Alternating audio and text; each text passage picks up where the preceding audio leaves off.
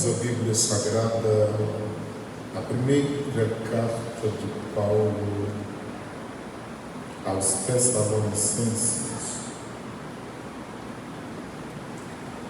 capítulo de número 5,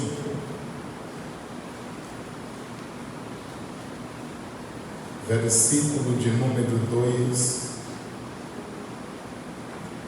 e o versículo de número 4. Primeira aos Tessalonicenses, capítulo de número 5, versículo de número 2 e o versículo de número 4. Está escrito: porque vós mesmos sabeis muito bem que o dia do Senhor virá como o ladrão de noite. Versículo 4, toda a igreja.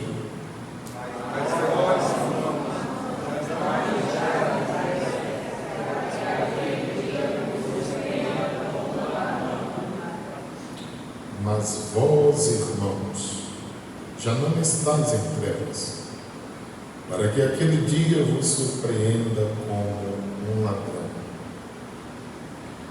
Baseado nestes versículos que lemos como base, queremos meditar com a igreja e amigos, pensando neste tema: surpresa para uns, esperança para outros. Surpresa para uns, esperança para outros. Quando nós olhamos essa carta que Paulo escreve à igreja em Tessalônica, e especialmente a partir do capítulo 4, ele estava a advertir a igreja para que vivesse de uma forma que agradasse a Deus, que glorificasse a Deus em sua vida. Paulo claramente diz à igreja qual é a vontade de Deus para a igreja. Capítulo 4, versículo 3, ele disse: a vontade de Deus para todos nós é que vivamos em santificação. Toda a igreja é sabedora que quando nós nos entregamos a Cristo de verdade, nós somos justificados, porque o que Ele chama, Ele justifica. Então, tudo que anteriormente cometemos, o Senhor perdoa. Porém, mesmo assim, nós não somos perfeitos e continuamos a falhar, mesmo sabendo o que é certo e errado. Mas por causa da natureza humana, e por às vezes não vigiarmos tanto quanto deveríamos, fracassamos muitas vezes. Mas ele torna a advertir no capítulo 4, versículo 7, que o Senhor não nos chamou para a impureza, Ele nos chamou para uma vida reta, uma vida de santificação em sua presença. E assim ele discorre por toda essa carta. Ainda no capítulo 5, versículo 23, ele disse que o Deus de paz nos santifique em tudo na nossa vida. E a santificação que ele fala é uma santificação de dentro para fora. Ele disse que tanto o espírito quanto a alma e o corpo precisam ser encontrados irrepreensíveis no dia da vinda de nosso Senhor Jesus Cristo. O apóstolo Paulo dá continuidade no capítulo 4, versículos 13 a seguir. Ele dá algumas características da igreja do arrebatamento, porque tudo em nossa volta nos mostra que está muito próximo à vinda de Cristo. Ora, nos dias do apóstolo Paulo, ele já se incluía como alguém que seria arrebatado em seus dias, porque ele esperava Jesus para aqueles dias. Imaginemos nós o período em que Paulo viveu e o momento em que nós estamos vivenciando. O que diremos nós? Se ele já se incluía como nos dias do arrebatamento, e o que dizer de nós, tantos anos depois do apóstolo Paulo? Olhando para isso, nós vemos que o apóstolo Paulo mostra o perfil da igreja do arrebatamento. No capítulo 4, versículo 3, ele diz: não quero que os irmãos sejam ignorantes. Então, a primeira característica da igreja do arrebatamento é que ela é uma igreja sábia. Ela não é uma igreja ignorante, mas é uma igreja que tem sabedoria espiritual e inteligência espiritual. Porque somente com sabedoria e inteligência espiritual, para discernir os tempos em que nós estamos vivenciando. O apóstolo Paulo ainda diz no versículo 13 que nós não devemos nos entristecer como os que não têm esperança. Então a igreja do arrebatamento é uma igreja cheia de esperança. Além dela não viver ignorantemente, ela vive sabiamente neste tempo presente, ela também vive cheia de esperança. Todo crente de verdade, quando fala-se acerca do arrebatamento, quando estuda acerca do arrebatamento, quando ouve mensagem acerca do arrebatamento, é gerado no coração do crente verdadeiro a esperança da maior promessa que nós recebemos do nosso Senhor. A Bíblia Sagrada mostra no versículo 14: porque se cremos.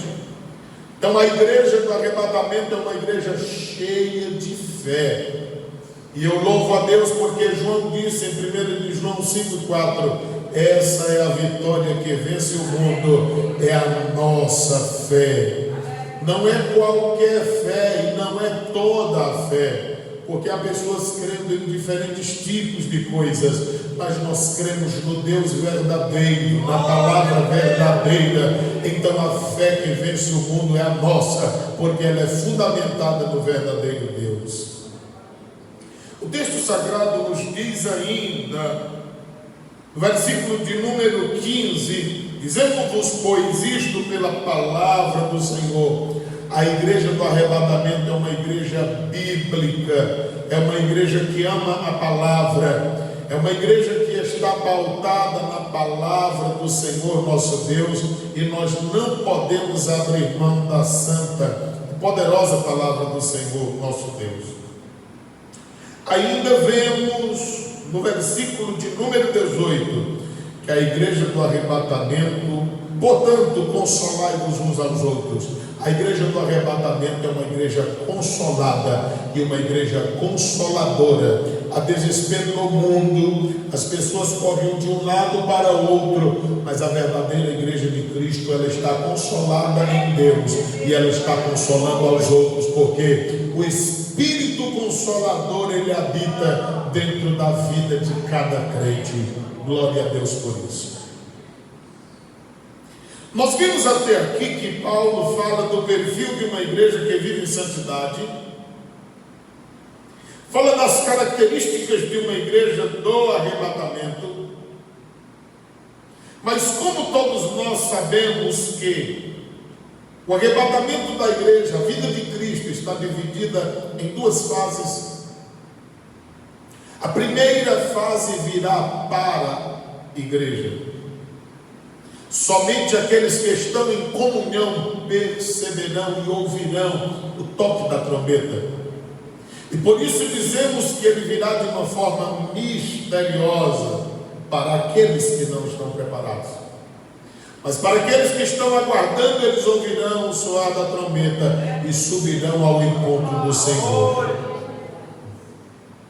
Alegria para estes, desespero para aqueles que estiverem embaraçados, porque a Bíblia diz que o soldado, alistado por Cristo, não pode se embaraçar com os negócios desta vida. O escritor da carta aos Hebreus, ele diz que há pecados, mas também há embaraços, e nós não podemos estar emaranhados com nenhum destes, nem pecados e nem embaraços. Até porque os embaraços poderão nos levar ao pecado também. Quando nós olhamos para isso, Paulo agora mudando de assunto, aí ele diz no capítulo 5, versículo 1, e esse mas é exatamente para mudar o assunto que ele estava falando da primeira fase do arrebatamento, dos versículos 13 a 18. Ele diz, mas acerca dos tempos. E essa palavra que Paulo usa para tempo, está falando de um tempo humano, de um tempo cronológico, de um tempo que nós podemos contar, porque todos nós sabemos que Deus é atemporal. Deus não está limitado ao tempo, pois de eternidade a eternidade Ele é Senhor. Salmo 90, versículo 1 e 2. Ainda antes que houvesse dia, diz o Senhor, eu sou, e ninguém mais há comigo. Então o Senhor é desde a eternidade, Ele é Senhor do tempo. A Bíblia diz em Isaías 9,6 que Ele é Pai da eternidade. Olhando para isto, Paulo diz, irmãos, acerca dos tempos e das estações. Agora, estações aqui já é um outro tempo considerado o tempo divino, o kairós de Deus, o tempo em que Ele determina o que vai fazer e como fará. Deus não esquece de absolutamente nada, mas Ele tem a capacidade de saber o tempo em que vai fazer alguma coisa, segundo os seus eternos propósitos.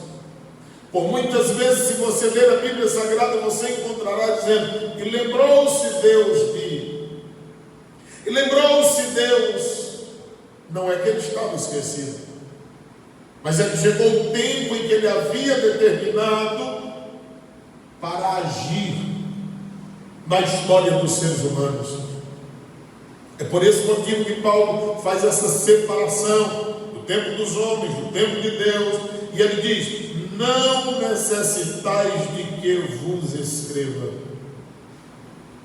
Sabe por que Paulo está dizendo que não havia necessidade de ele ensinar e escrever acerca do tempo dos homens ou do tempo de Deus? Porque a igreja do arrebatamento é uma igreja sábia, e a sabedoria e inteligência da igreja do arrebatamento é espiritual. A igreja de Cristo, ela vive tranquilamente neste mundo, embora ele ande de mal a pior, mas a nossa confiança não está neste mundo e nem nas coisas que Ele possa oferecer. A nossa confiança está no Deus que sustenta todas as coisas pelo poder da sua palavra. Versículo de número 2, Paulo diz, porque vós mesmos sabeis muito bem. A igreja de Cristo, sendo sábia e inteligente espiritualmente, ela não apenas sabe, mas sabe muito e bem acerca das coisas de Deus. Nós precisamos todos os dias da nossa vida procurar conhecer mais de Deus, procurar conhecer mais da palavra de Deus, porque está escrito, Isaías 55, 6, buscai ao Senhor enquanto se pode achar, e invocai-o enquanto está perto.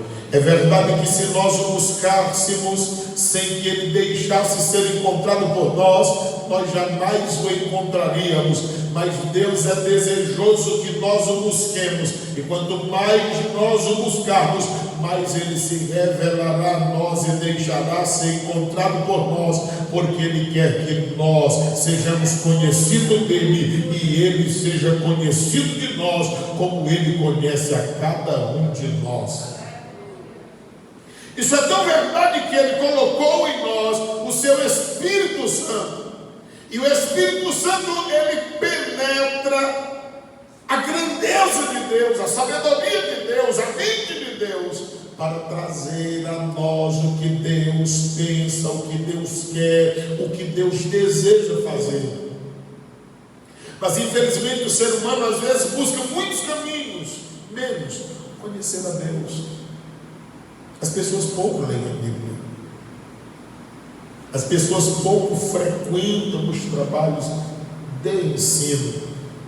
É muito comum você encontrar alguém com 20, 30 anos de crente sem nunca ter lido a Bíblia do Gênesis ao Apocalipse, que é uma vergonha muito grande.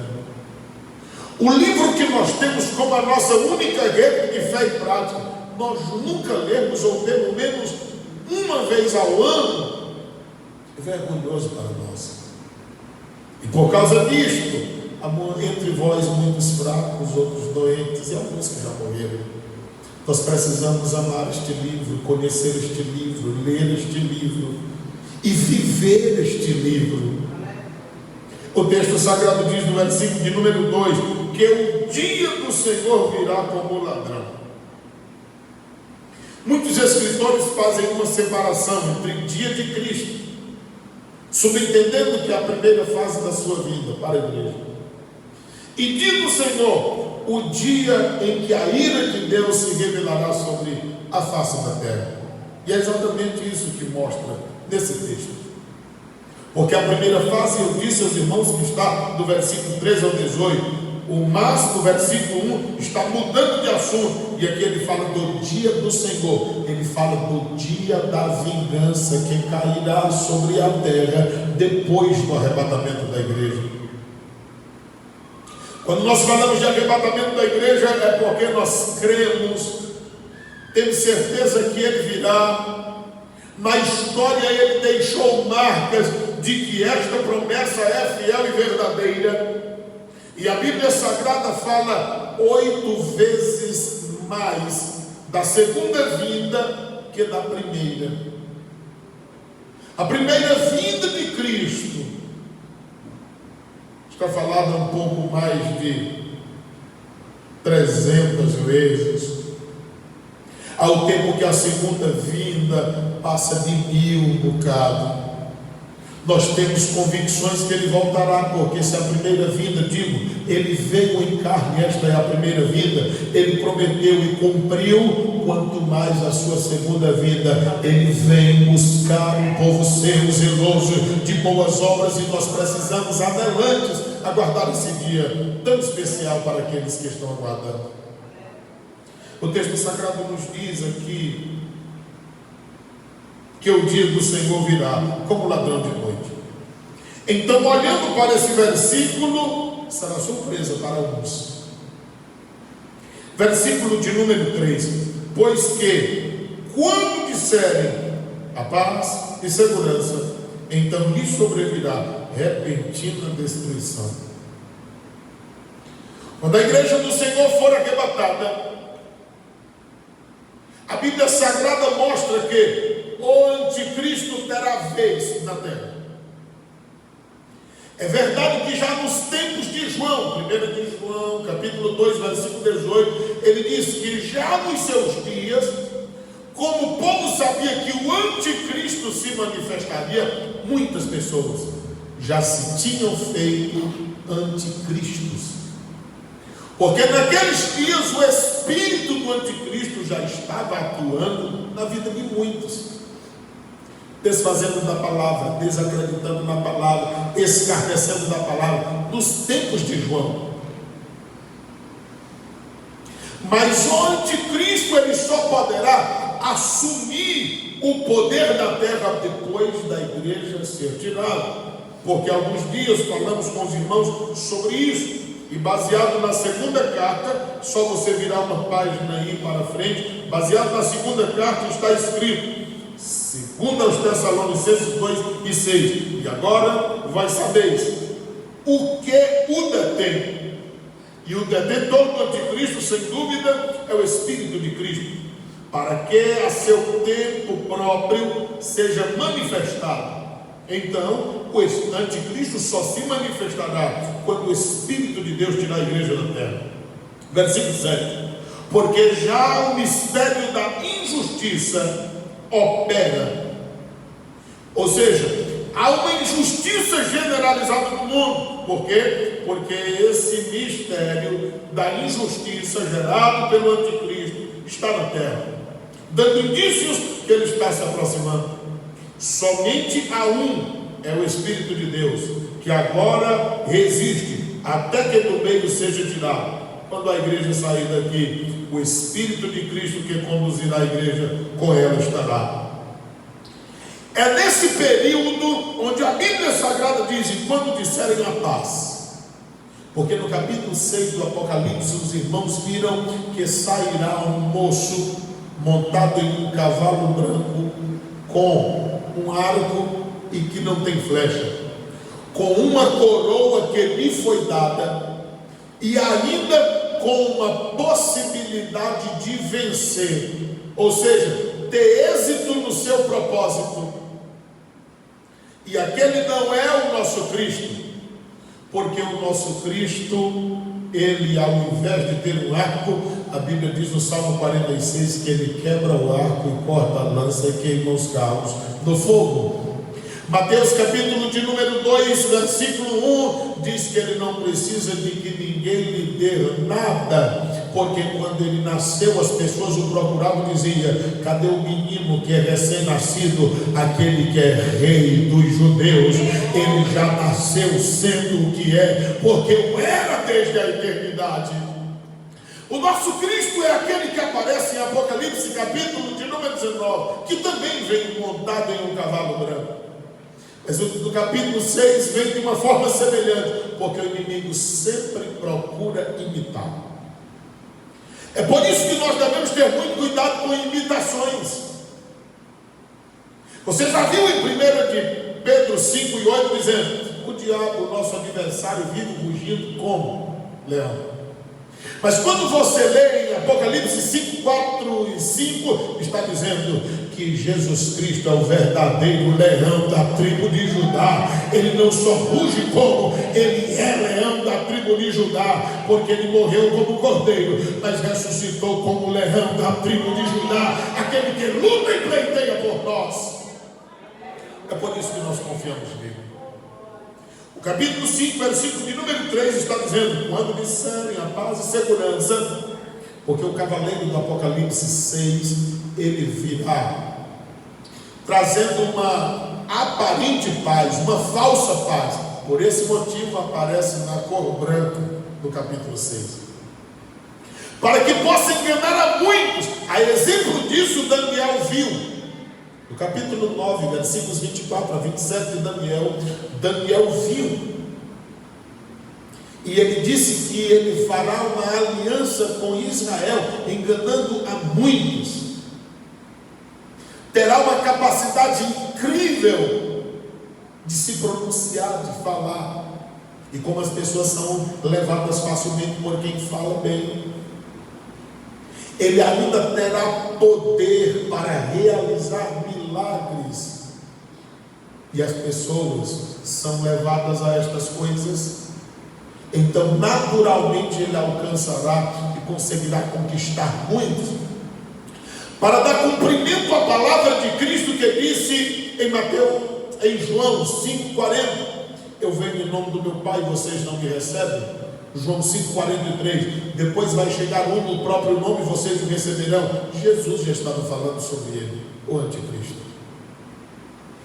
O capítulo 5, versículo de número 3 diz: então lhe sobrevirá repentina destruição, como as dores de parto aquela que está grávida, e de modo nenhum escaparão.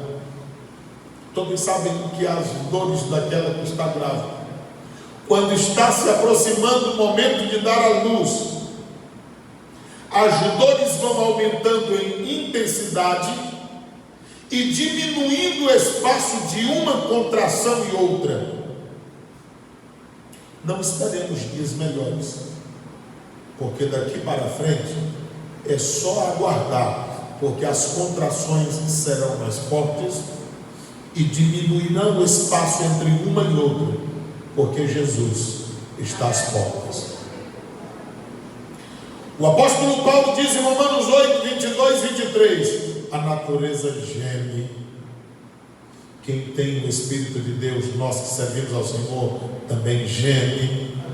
Romanos 8, 26, o Espírito de Cristo também geme, porque a volta de Cristo está se aproximando. Se alguém disser ter o Espírito de Cristo, nos dias em que nós vivemos, e tal qual o justo Ló, não se angustiar com os dias em que nós estamos vivenciando, olhe lá se tiver o Espírito Santo. Porque é de causar angústia, dor, tristeza na vida de qualquer pessoa que tem o Espírito de Cristo, os dias e os momentos que vivenciamos na terra. O apóstolo Paulo continua e diz no versículo de número 4: mas vós, irmãos, já não estáis em trevas. Nós louvamos a Deus, porque antes nós vivíamos nas trevas. Mas 1 de João 5 diz que Deus é luz. João 8 e 12 diz: Jesus é a luz do mundo. Quem o segue não anda em trevas, mas já tem a luz da vida. E não é que até nós também já somos luz? Paulo disse que nós devemos brilhar como astros no mundo, e Jesus disse: vós sois a luz do mundo. Então nós precisamos brilhar. A palavra do Senhor é luz, lâmpada para os nossos pés e luz para o nosso caminho, de forma que a palavra está dizendo: vocês já não estão em trevas. Nós estávamos, mas Ele nos transportou para o reino do Filho do seu amor, portanto não vivemos em trevas. Para que aquele dia vos surpreenda como um ladrão. Nenhum daqueles que vivem na luz de Cristo serão surpreendidos. Antes, eles terão alegria quando aquele dia chegar. Porque se a volta de Cristo para alguns é surpresa, para nós que estamos aguardando é a nossa esperança. Nós estamos dizendo: ora vem, Senhor Jesus.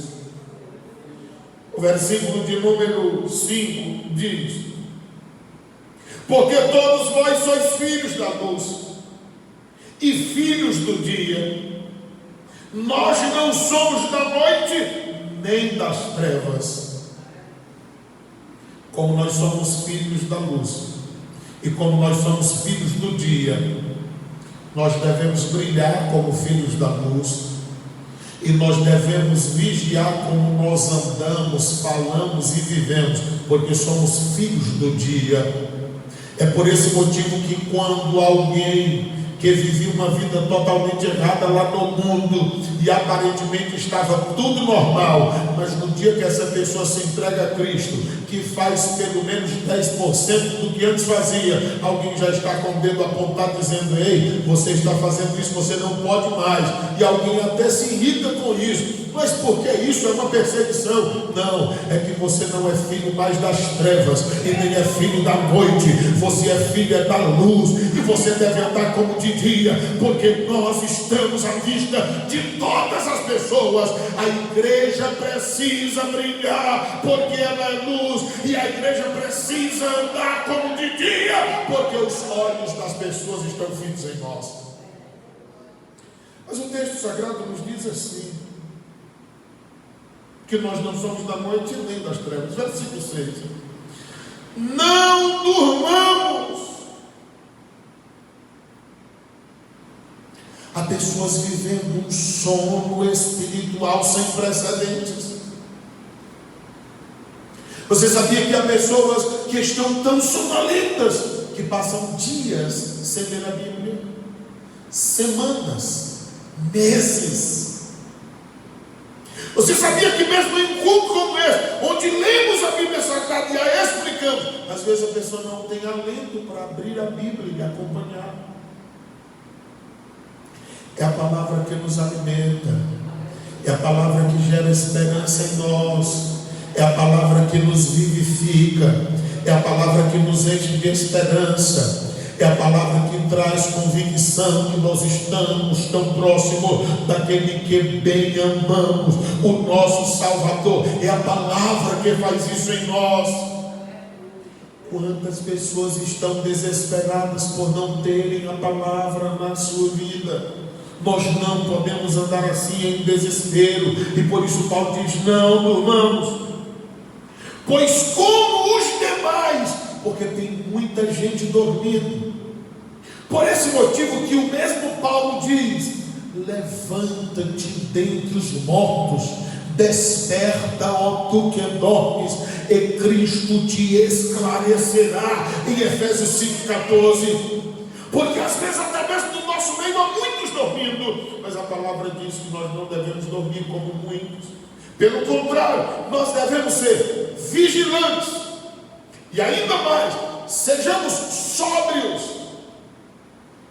Nós devemos andar espiritualmente, de olhos abertos e de ouvidos atentos, com uma sensibilidade espiritual, a fim de que tudo que vier para nos tentar fazer tirar da presença de Deus, nós não aceitemos, porque nós estamos aguardando a Jesus Cristo. E bem-aventurado será aquele que, quando ele voltar, encontrar fazendo assim, como? Fazendo a sua vontade, andando no trilho do Evangelho de nosso Senhor Jesus Cristo, no caminho de Deus, que é Jesus Cristo de Nazaré. Serão bem-aventurados. A palavra do Senhor nos mostra, amados irmãos, que devemos ser sóbrios. Quantas pessoas têm se embriagado com falsos ensinos? Quantas pessoas têm se embriagado com o pecado? Quantas pessoas têm se embriagado com falsas doutrinas e apostasias? Pois é uma das marcas que nós estamos mais perto do arrebatamento. Apostasia, ausência de fé, uma aparente decepção das pessoas com a igreja ou com lideranças. Mas quem está olhando para a palavra, ele olha para Jesus Cristo, autor e consumador da sua fé, e ele não se embaraçará com nada disto, porque nós estamos correndo a carreira que nos está proposta, e nós não podemos parar, não podemos olhar nem para um lado nem para o outro, e nem tampouco para trás, porque o nosso alvo é Cristo, e nós estamos avançando para o alvo, que é o nosso Senhor Jesus Cristo. O texto sagrado nos diz ainda, amados irmãos, no versículo 7: porque os que dormem, dormem de noite, e os que se embebedam, embebedam-se de noite. Como nós somos filhos da luz e filhos do dia, nós não podemos dormir, porque quem dorme, dorme de noite, quem se embebeda de noite. A Bíblia está falando de noite como trevas espirituais. Quantas pessoas estão vivendo em densas trevas, a ponto de não se aperceberem o perigo que estão correndo. É por isso que incansavelmente nós precisamos, devemos e temos que pregar a palavra, porque a palavra é luz. A Bíblia diz que quando Jesus começou o seu ministério, para aqueles que estavam em densas trevas, em locais baixos, raiou a grande luz, e Jesus começa a pregar dizendo: arrependam-se, o reino de Deus já chegou, o reino de Deus já está entre vós, arrependei-vos e crede no Evangelho. Somente alguém cheio do Espírito de Cristo, anunciando a palavra de Deus, para que aqueles que estão em trevas possam acordar, tirar a sua embriaguez e viverem sóbrios na presença do Senhor nosso Deus. Versículo de número 8: mas nós que somos do dia, sejamos sóbrios. Outra advertência acerca da sobriedade: vestindo-nos da couraça da fé. A linguagem de Paulo é exatamente de uma vestimenta de soldados romanos, couraça, como uma espécie de defesa em um período de guerra e de dificuldade, de confronto. Somente a couraça da fé para nós nos vestirmos dela, para que, acontecendo o que acontecer, nós estejamos firmes em Deus, como vimos por essa manhã, Abacuque 2:4, porque o justo viverá pela sua fé. Pode tudo andar de ponta cabeça e ao contrário do que tem que ser, mas a fé em Cristo nos sustentará até o final. Então se revista da couraça da fé. E a Bíblia diz ainda assim, e do amor. Se nós não tivermos amor por Cristo, pela fé em Cristo, pela palavra de Cristo, pelo que fazemos para Cristo, facilmente nós desistiremos. Você lembra de Cristo? Por amor, Ele não desistiu de você e nem de mim. Até que Ele pensou, Pai, não tem como passar esse cálice de mim sem eu beber. Todavia, seja feito a sua vontade, não seja feito a minha. E Deus prova o seu amor para conosco em que deu o seu Filho por todos nós, sendo nós ainda pecadores. Romanos 5:8. João 3,16, porque Deus amou o mundo de tal maneira que deu seu Filho unigênito, para que todo aquele que nele crê não pereça, não morra eternamente, mas tenha a vida eterna com Cristo Jesus, o Senhor, aqueles que creem no seu nome. Então é preciso estar revestido da couraça da fé e ter amor, porque 1 de João 5:3 diz que quem ama a Deus não tem dificuldade para servir. Se nós servirmos a Deus por uma imposição, tudo será demasiadamente difícil. Mas se nós servirmos a Cristo por amor, toda e qualquer exigência será prazerosa para nós cumpri-la. O texto sagrado diz, e tendo o capacete da esperança da salvação. Está vendo? Nós estamos esperançosos. O que será surpresa para alguns é esperança para outros, porque o capacete está falando de uma proteção da mente, não somente da cabeça. Então podem dizer o que quiserem dizer, podem achar o que quiserem achar. Nós estamos com a esperança viva de que o nosso bem-amado Senhor Jesus virá nos buscar, e nós estamos aguardando.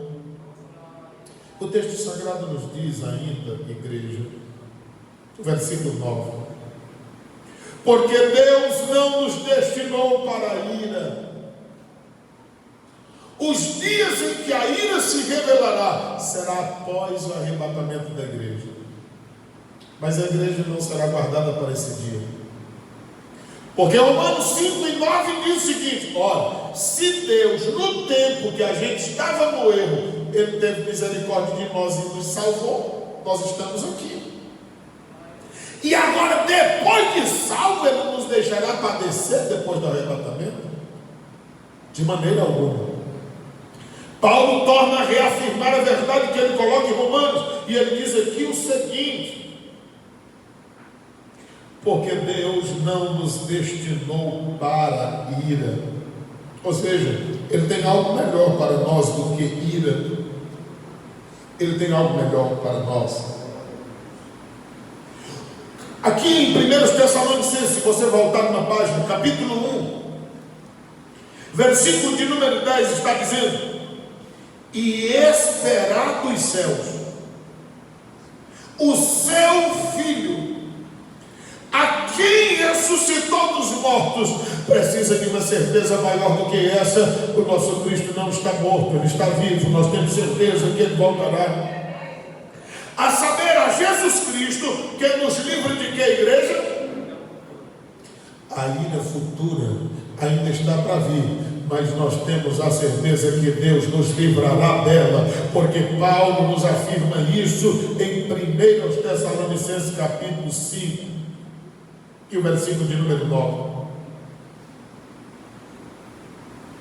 Mas Ele nos destinou para a aquisição da salvação por nosso Senhor Jesus Cristo. O Senhor chamou a você e a mim para nós concluirmos a nossa salvação no dia da volta de nosso Senhor Jesus Cristo. Por que concluir? Porque até lá nós precisamos permanecer vigilantes. Até lá nós precisamos ser sóbrios. Até lá nós precisamos ser sábios.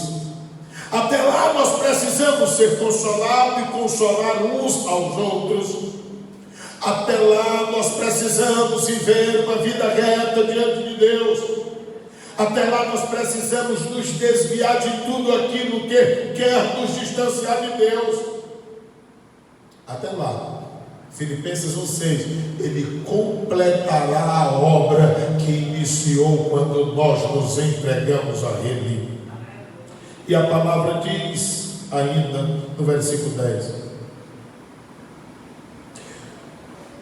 que morreu por nós, quem? Jesus Cristo.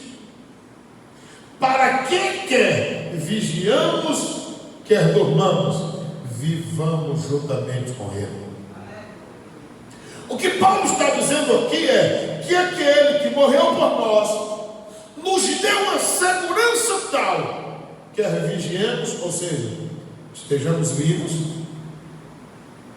quer dormamos, ainda que morramos. Se você morreu hoje, ou eu, e nós estivermos bem com Deus, nós só estaremos aguardando o dia que Ele virá buscar os que estão vivos, para que nós ressuscitemos e estejamos com Ele primeiro, porque é isso que a Bíblia diz no capítulo 4, versículo 13 a 18.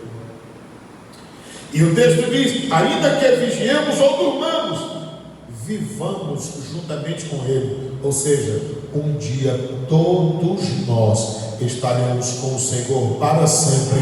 Essa é a nossa maior e melhor esperança. O versículo de número 10 diz: pelo que exortai-vos uns aos outros. Irmão, não se chateie quando alguém disser: irmão, melhora de vida. Não fique irado quando alguém disser a você: vigie nisto ou naquilo. É mandamento bíblico: exortai-vos uns aos outros, ou seja, despertem uns aos outros. Porque alguém está entrando numa sonolência espiritual a ponto de não ter mais sensibilidade. Daí a necessidade de alguém que está vivo chegar e dizer: ei, acorda, presta atenção no que tu estás fazendo, observa a vida. Exortai-vos uns aos outros com estas palavras: edificai-vos uns aos outros. O que está acontecendo nesta noite é uma edificação mútua, é uma edificação coletiva. Todos nós estamos aqui com a Bíblia Sagrada aberta e meditando na palavra. Nós estamos sendo edificados pela palavra e pelo Espírito Santo do Senhor, reavivando em nós a esperança que nós não devemos perder. E o texto sagrado diz assim: como também o fazeis. Paulo está dizendo: do jeito que eu faço com vocês, faça com outras pessoas. Irmãos, evangelho é um discipulado contínuo. Ninguém nunca saberá de tudo, por mais que saiba, porque até que Cristo volte, nós estaremos uns com os outros aprendendo, uns aos outros exortando, uns aos outros edificando-nos e nos preparando para aquele maravilhoso dia que é de nos encontrarmos com Cristo nas nuvens. A minha pergunta é: você está preparado para encontrar com Jesus hoje? Fique de pé. Se Jesus vier hoje, você tem certeza que estará com Ele? Se você partir para a eternidade agora, você tem certeza que se encontrará com Ele? Eu tenho dúvidas acerca disso. Com essa pergunta, se tiver alguém que deseja entregar a vida a Cristo, eis a oportunidade. Se tiver alguém que deseja reconciliar-se com Deus, a oportunidade é essa. Porque o Senhor está de braços abertos. Ele disse: vinde a mim todos os que estáis cansados e oprimidos, e eu vos aliviarei. De nada adiantará nós passarmos tanto tempo aqui na terra e ainda na casa do Senhor, e naquele grande dia, nós sermos deixados para trás. O que nos mantém firmes, o que nos mantém de pé, o que põe chama no nosso coração para continuarmos, é exatamente a esperança de naquele dia nos encontrarmos com o nosso Senhor. Tem alguém para se entregar a Ele, reconciliar-se com o Senhor? Pai querido e eterno, eu te louvo pela tua palavra. Te louvamos pela vida de cada irmão, de cada irmã, cada um que vieram aqui nesta noite. Dada a tua graça, leva os seus lares em paz, livra-o de toda qualquer espécie de males. Dá vitória a todo o teu povo, aplica a tua palavra aos nossos corações, fazendo com que todos nós a compreendamos e vivamos melhor em tua presença, para o teu louvor e para a tua glória. Dê-nos uma noite de sono reparador, guarda o nosso local de descanso, e enquanto dormimos, ministra ao nosso espírito, alma, mente e coração, a fim de que, dormindo ou acordados, nós estejamos ligados com o Senhor. Se voltares esta noite, nós queremos estar contigo. Que a graça de nosso Senhor Jesus, o amor de Deus, o nosso Pai, a comunhão e as santas consolações do Espírito de Deus seja conosco não somente agora, mas para sempre. E toda a igreja diz: amém. A paz do Senhor Jesus.